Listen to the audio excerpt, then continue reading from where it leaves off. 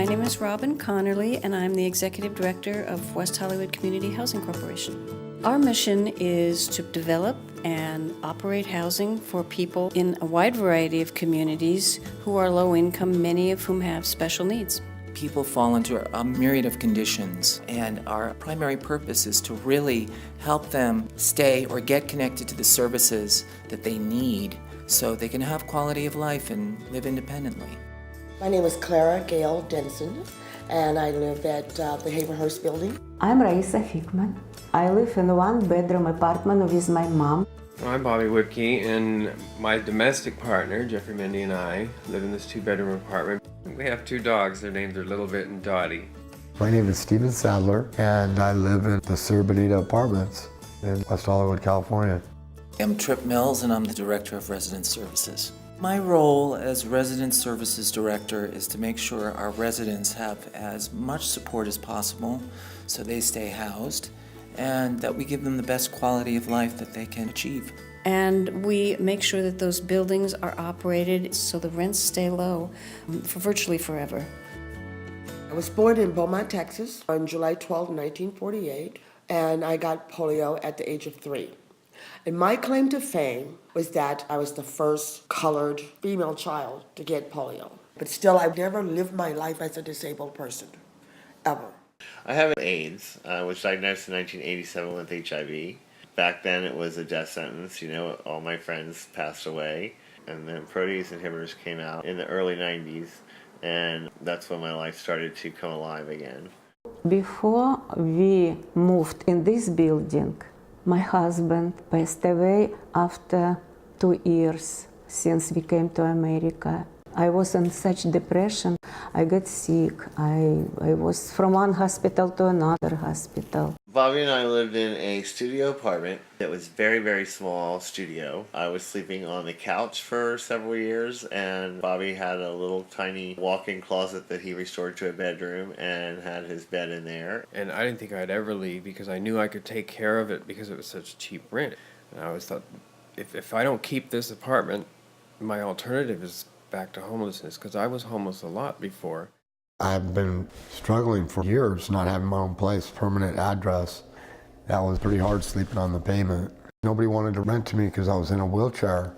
But I've got this inner strength where I would just be patient and hold on and not get angry because I have that in me, In 2001, I was diagnosed with post-polio syndrome, and quickly was advised that I should focus on getting lower level housing. Well, I didn't. The next thing I knew, I was in a wheelchair, and the last almost 18 months or so, I was crawling up and down the stairs to get in and out. My life became very small. Once I got the Section 8 voucher, I was able to look for a place, and it was like exciting. But nobody wanted to rent to me because of the wheelchair. They said they didn't want people getting in the way of the driveway, people coming in and out. When we were at the end of our rope, the phone rang and we got the call about this apartment. In West Hollywood, we house approximately 450 residents who, without this housing, may be on the street, may be living in poor conditions. Trip, he said to keep looking.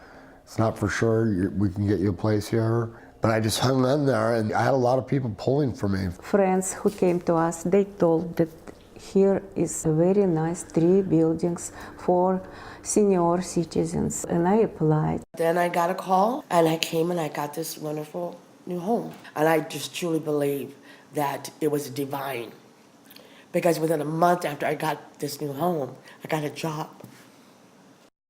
At the beginning of the corporation's existence, we built housing for people with low incomes. And now we build housing for people who have a wide variety of special needs, whether it's HIV/AIDS, mental illness, whether it's a chronic health disability. All of those different kinds of things require more support than a person who doesn't have those issues. I buzz in, and I push the handicap door opener, and it opens automatically, and then I'm in the building.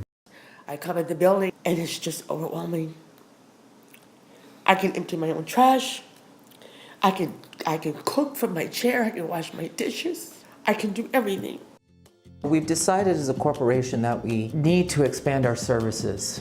And in order to do that, we need to have the staff.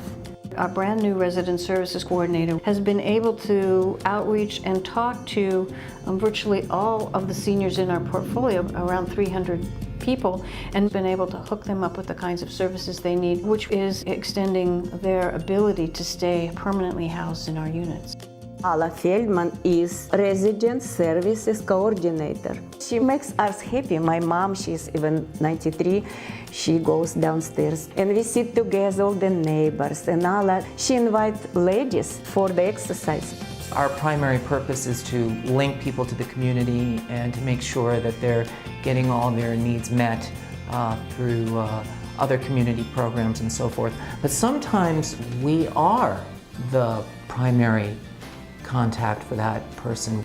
We are that one person in their lives who makes a difference. We are their family. On Purim time, Ala was in the center of this party, and we sing together in Yiddish and in English, and we have very nice time. She does the things with her soul. If we don't have a resident services coordinator who knows what's going on and who knows somebody needs grab bars or needs some other support just to stay in their unit, then we can't even begin to help them. We just need to know what's going on first. And then we can apply the right program or the right change to their unit to make sure they can stay. I want to work again, like put something back into the community for helping me out.